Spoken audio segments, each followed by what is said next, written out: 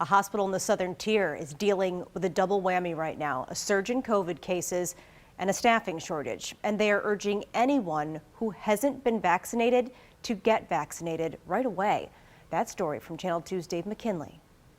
At Olean General Hospital, they've set up a trailer as a satellite ER. Things are backing up due to a surge in COVID cases, according to the hospital's interim chief medical officer. At the present time, we have 45 COVID patients in-house, several of them in our ICU, and we actually have some in the ER waiting for beds in the institution. But adding to this perfect storm, something other hospitals are facing as well, staff shortages.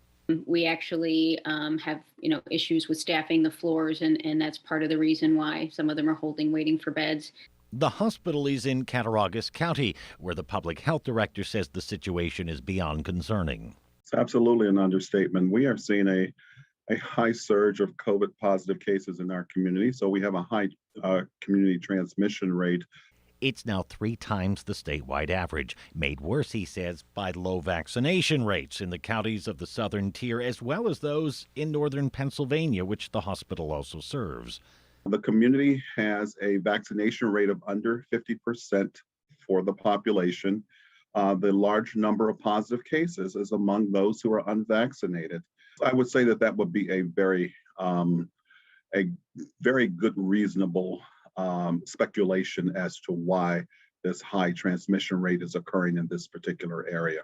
Both doctors insist for the holdouts it's time to reconsider, especially if you're older or have underlying conditions, and especially when where you would go to seek treatment is filling up fast.